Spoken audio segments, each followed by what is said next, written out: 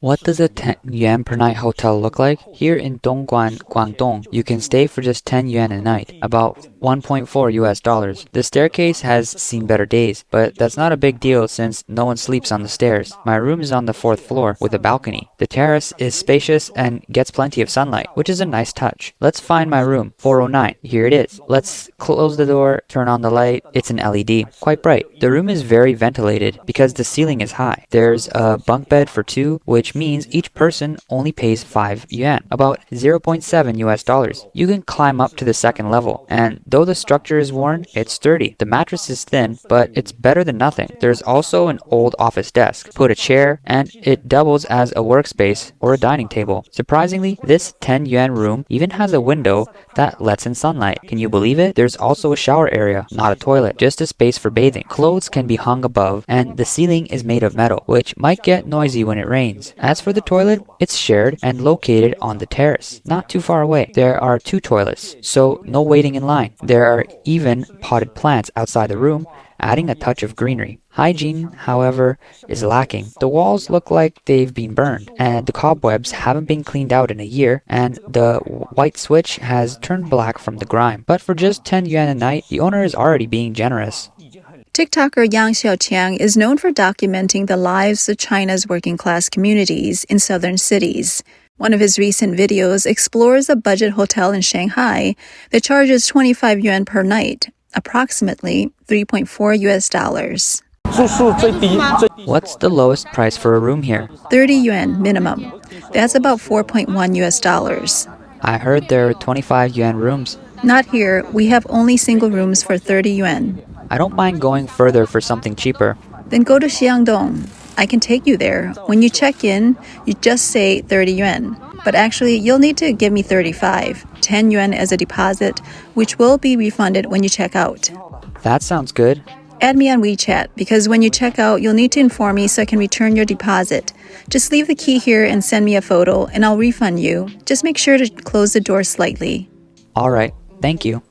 Now, let's check out this 25 yuan room in Shanghai. It's quite bright. The door can open from both sides, and the top is open for ventilation. There's a 1.5 meter wide bed that fits 2 people. Let's look at the mattress. 1, 2, 3, 4, 5 layers in total. A 25 yuan room with a large window. That's something even some 100 yuan hotels don't have. The view outside isn't great, but the blanket seems new, and it feels comfortable to lie down. This is a great deal. There's an old wooden desk that has been around for years. The lock requires a 10 yuan deposit. There's a world map on the wall. The wooden panels are warped due to temperature changes. There's a place to hang laundry. Now, let's check the shared toilet. It's quite large, with all the essentials. The squat toilet looks decent, and there's even a large trash bin. Hot water is available 24/7, and with a big window, there's no lingering odor. While China's high-speed rail infrastructure, its position as the world's second-largest economy, and narratives of prosperity in the new era are widely promoted in state media, the reality for many working-class Chinese tells a different story, one that is often harsh and unfiltered. For example, a viral video captured a late-night incident in a major city where 2 female sanitation workers got into a physical altercation over plastic bottles from a trash bin that they intended to sell for a small profit. In China, recyclable plastic bottles can be exchanged for just a few yuan. In another instance, construction workers were seen sitting on the ground during their lunch break, mixing fried flour with water as their meal. The footage prompted online reactions, with some commenting, "Being born is easy, staying alive is easy, but living is not." A different video resonated deeply with many laborers, as one man openly voiced the struggles faced by the working class. In Dongguan, factory workers earn a base salary of around 2,000 yuan per month, about 274 US dollars. Most people make between 4,000 and 5,000 yuan, about 548 to 685 US dollars. After covering food and daily expenses, those who save diligently might put away 3,000 yuan a month, about 411 US dollars. Others manage to save only 1,000 yuan, about 137 US dollars. Over a year, a worker might save 100,000 yuan, but by the time they go home for the new year, the costs of travel, new clothes, gifts for children, and parents eat up every cent. Let's be honest, this isn't an exaggeration, it's reality. The average salary in Dongguan is 4,000 to 5,000 yuan, but you need to pay for rent, utilities, food, and other expenses. If you smoke or get sick, you might end up with nothing to save at all. Some even go into debt, living paycheck to paycheck. What's the point of going back home? People think having children will bring success. But if everyone's child becomes successful, wouldn't competition be even fiercer? Children of working class parents are still part of the lower class. I'm just stating fact. Why do poor people choose to get married and have kids? I don't get it. Life is already tough for us. How much harder will it be for our children? Everyone hopes their child will do better than them, but so do others. Competition is brutal. Just like in the job market, everyone wants an easy, high-paying job, but that's exactly why they're so hard to find. Comments under the post reflected a stark reality. Marriage and raising children are costly, but for poor families, there are ways to make do. If expectations aren't too high, children can simply grow up in the village with minimal supervision. They don't need extra tutoring, and by the time they finish middle school, they can start working. Another user commented, Chinese people have an extraordinary ability to endure hardship. The Chinese Communist Party, CCP, exploits this resilience. But this endurance is also our greatest weakness. We tolerate everything as long as it doesn't kill us. State media frequently use terms like China's rapid development, rise of a great nation, and a moderately prosperous society to highlight economic progress. International analysts often marvel at China's economic growth over recent decades. However, behind these impressive statistics, income inequality remains a persistent issue. According to the widely used Gini coefficient, which measures income inequality, China's wealth gap remains significant. While official data suggests a slight decline in recent years, some researchers argue that these figures fail to capture the full picture. Studies indicate that when unreported earnings and the hidden income of high net worth individuals are considered, the real wealth disparity may be far greater than official statistics suggest. Data shows that nearly 600 million people in China earn an average monthly income of around 1,000 yuan, approximately $137. These individuals, whether rural farmers or low-skilled urban workers, struggle to make ends meet on meager wages, far removed from the consumer lifestyle associated with home and car ownership. Commenting on these realities, one user wrote, For the working poor, there are no other choices. This is survival. Who suffers the most in China today? It's the working class people who are fully aware of reality. They see the true nature of society, but have no power to change it, all while enduring mockery from those in the same class. Their only options are to cling to hope, deceive themselves, and struggle internally. They face endless uncertainty, anxiety, and conflict, forced to live a life of painful awareness. Another remark, the world is vast, but I can't see beyond my struggles. China is powerful, but that power has nothing to do with me. Discussions about poverty and inequality in China inevitably lead to the situation in rural areas. Official figures indicate an urbanization rate of over 60%, but this still means nearly 600 million people primarily live in rural regions. Many of these areas, including smaller towns and remote villages, continue to suffer from underdeveloped economies, inadequate infrastructure, and shortages of education and healthcare resources. One of the most pressing issues in rural China is the education gap. Millions of left-behind children are separated from their parents and migrate to distant cities for work. These children are often raised by grandparents or other relatives.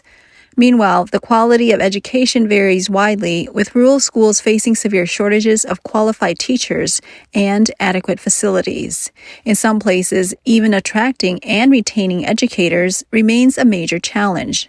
Although China has introduced initiatives such as the Rural Teacher Support Program, challenges related to employment quotas, salaries, and overall economic conditions continue to hinder progress. The COVID-19 pandemic further exposed these educational disparities, while students in developed regions could attend online classes using tablets or laptops. Many rural children lacked even a stable smartphone connection, let alone the means to afford internet access. Experts warn that this educational divide could accumulate over time, making it increasingly difficult for rural youth to access higher education. Many may be forced into the workforce at an early age, limiting their upward mobility and reinforcing cycles of poverty. Another critical issue is healthcare access. In urban areas, hospital beds are often in short supply, and the situation is even worse in rural regions, where healthcare facilities are severely under-equipped and lack specialists. Serious illnesses often require patients to travel to major cities for treatment. Many rural patients, unable to afford medical expenses, delay seeking care until their conditions become critical. Diseases such as cancer and cardiovascular conditions develop over time, yet for many, the healthcare system remains either insufficient or difficult to access. Even with rural cooperative medical insurance or basic health coverage, reimbursement rates are limited and major illnesses are rarely fully covered. The ongoing costs of medication and post-treatment care further add to the burden. These healthcare deficiencies are sometimes glossed over in official narratives celebrating great achievements. However, in reality, medical expenses can drive families into financial ruin. The saying, "One serious illness can bankrupt a family," is not an exaggeration for those living on the margins. It is an all too common reality. In recent years, the government has promoted rural revitalization, leading to the construction of cultural squares, mural walls, and rural guest houses in villages. While these projects have improved the aesthetic appeal of rural areas, they have not necessarily addressed deeper economic and social challenges. Reports from scholars and media have highlighted issues of cosmetic poverty alleviation and superficial projects where funds are spent on improving appearances rather than strengthening local industries and public services. As a result, agricultural products remain difficult to sell, young people continue to leave for work in cities, and rural elderly and children still lack adequate health care and education. These so-called modern villages may appear lively, but in reality, they are hollowing out. Despite China's reputation for miracle development, a vast segment of the population still struggles with hardship. Is their suffering merely due to a lack of personal effort, or are there deeper structural and systemic factors at play? In a 2024 interview, former Chinese official Zhou Guanggang revealed some stark realities. Zhou stated, "Living in China is extremely difficult, especially for the working class. The portrayal of poverty eradication in government reports and state media is far from reality.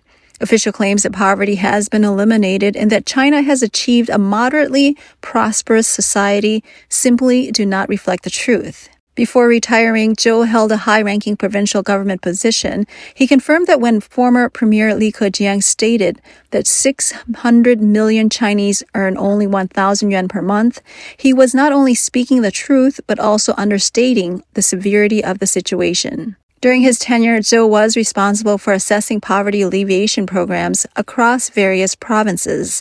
He visited many impoverished regions where even basic sustenance was a challenge.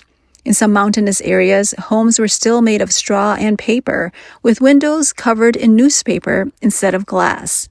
These homes were so fragile that a strong wind, heavy rain, or earthquake could easily bring them down.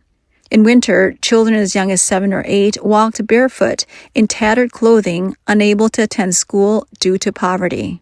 Yet these realities remain largely unseen by the general public, who are instead exposed to state media narratives promoting a poverty alleviation miracle. Zhou remarked, "Ordinary people are heavily influenced by state propaganda, which only promotes positive news. Negative stories are censored, and those who report them risk being arrested. Those in power are well aware of the truth, but dare not speak openly about it." Furthermore, some local governments are struggling to pay salaries, leading to inflated fiscal reports and mounting debt. Zhou recalled that during his time in office, county officials would report fiscal revenues of 2 to 2.5 billion yuan, approximately 274 to 343 million US dollars, despite their actual revenues being only 400 to 600 million yuan, approximately 55 to 82 million US dollars. When questioned about the inflated figures, officials admitted they had no choice. If they failed to meet financial targets, they risked losing their positions. Meanwhile, some counties had debts exceeding 10 billion yuan, and in extreme cases, certain districts owed over 40 billion yuan, approximately 5.48 billion US dollars. These numbers paint a troubling picture. The government has also pushed for increased foreign investment at the local level. But Zhou revealed that most of it is fabricated. He said that county officials arranged for money to be transferred abroad and then routed back to China to create the illusion of inbound investment. These transactions often amount to mere letters of intent, which lack legal enforceability. This raises doubts about the accuracy of China's GDP rankings on the global stage, as official figures may not be reliable. Zhou also disclosed that under the government's Common Prosperity Initiative, large corporations were pressured to make financial contributions. However, rather than benefiting impoverished citizens, much of the money simply flowed into state coffers. As a result, the economic situation for ordinary Chinese citizens remains dire. Moreover, when it comes to protecting the rights of lower-income individuals, independent judicial oversight and media scrutiny are often absent. Corrupt officials and those who abuse power frequently exploit social welfare programs for personal gain, leading to the misallocation of resources. The people most in need of support are often the ones left out, perpetuating a cycle of inequality. Without independent oversight, the voices of marginalized communities remain unheard. Rare instances of public resistance or legal action are often swiftly suppressed or dismissed as isolated incidents. The working class's grievances continue accumulating, yet there is little recourse for meaningful change. As one online user questioned, as we celebrate the so-called rise of a great nation, are we willing to listen to the voices of those who have been left behind? Perhaps this is the real issue that demands attention.